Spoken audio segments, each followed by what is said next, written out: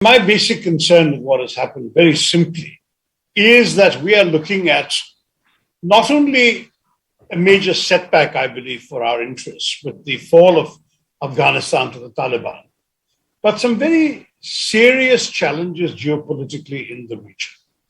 And I'll explain that briefly and perhaps leave it to others to react. The first and most significant is, of course, our historical memory of the last time the Taliban were in power from 1996 to 2001, when the Islamic Emirate in that version was deeply and unremittingly hostile to us. At that time, we actually worked with the Iranians and the Russians to try and actually oppose them by providing arms and resources to Ahmad Shah Massoud's rebellion in the Panjshir Valley. But at the end, it was the American assaults in 2001 that finally cleared the way out of the Taliban government's removal. While they were there, we also witnessed the Kandahar hijacking, on which Indian civilians were actually killed on the tarmac of that airport and their bodies flung to that tarmac. And as we all know, we had to hand over half a dozen or 5 terrorists from Indian jails who went on to do terrible things. One of them was Maulana Masood Azhar, who was responsible in part for what happened on 26/11. Another was the gentleman who was responsible for the kidnapping and murder of Daniel Pearl. So historical memory, shall we say, is not particularly pleasant. And so far, the Taliban, despite some press statements to the contrary, have not shown much reason to believe they're going to be very different in Taliban 2.0. That is, that there was a time when, in the very first few days after the fall of Kabul, when we heard there would be an amnesty for all those who sided with the previous regime, when we were told that women will be able to continue to work. A woman newscaster even interviewed the principal Taliban spokesman and so on.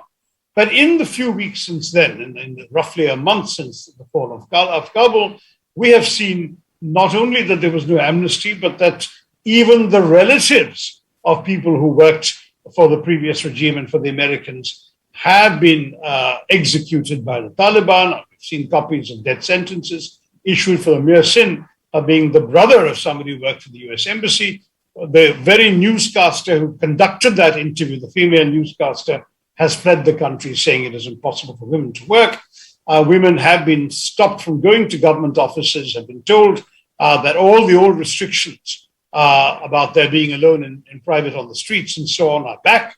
On top of that, as we know, the Ministry for Women's Rights has been replaced by the dreaded old Ministry for the Propagation of Virtue and the Prevention of Vice, which means that women's rights are back to exactly where they were 25 years ago. So in these circumstances, should India even hope that there is much to be gained from direct dialogue and cooperation with the Taliban?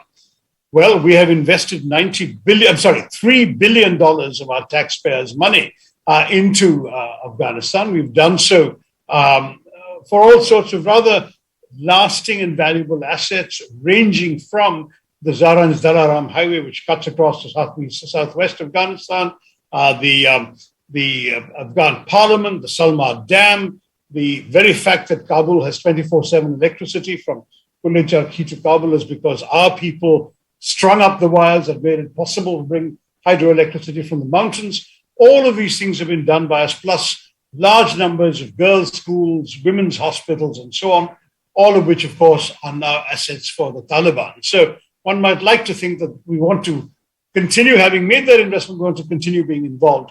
But the question is, what kind of reception would we get if we wish to be? And I personally don't think it was a wrong decision to pull the Indian ambassador and his staff out immediately as soon as we were able to do so.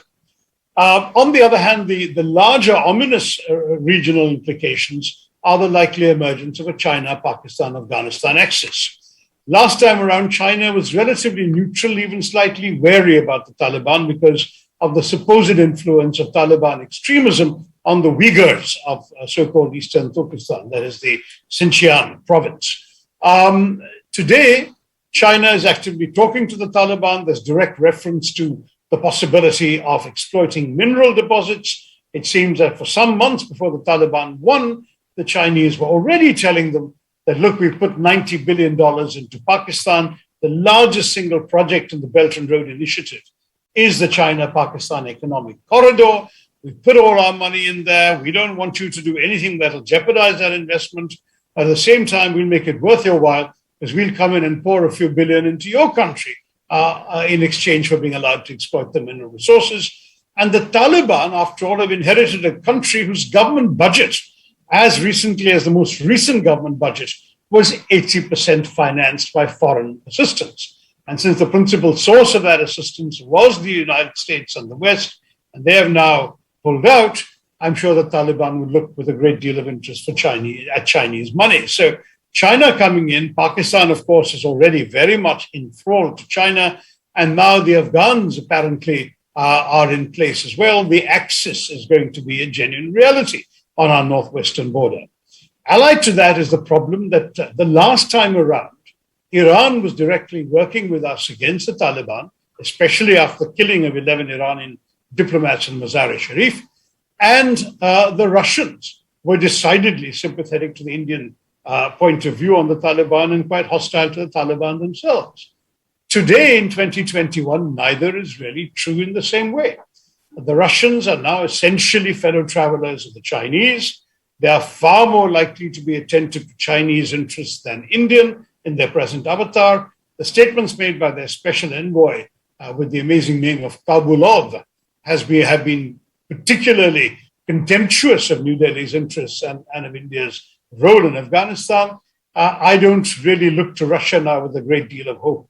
And as for Iran, they now have a new hardline government in Tehran, which may have a great deal, much more sympathy for the kindred spirits ruling in Kabul than the previous government did, provided, of course, that the Taliban is different in one important way from the last time around. That is, they do not actively persecute Afghanistan's Shia minority. The Iranians have an interest in the well-being of the Hazaras, the Tajiks, and the Uzbeks. And if it turns out that the Taliban are pragmatic enough not to do very much to those minorities, Iran is unlikely to be a source of trouble. And in any case, last time around, the Iranians worked with us in backing Ahmad Shah Massoud. Ahmad Shah Massoud's son now is a refugee in Tajikistan. The Panjshir Valley is in the hands of the Taliban government. There is no significant resistance. So in short, I don't think we have too many attractive options. We have an implacably negative situation on our northwest frontier at the very time when the Chinese dragon is breathing fire and brimstone across the Himalayas on our northern frontier.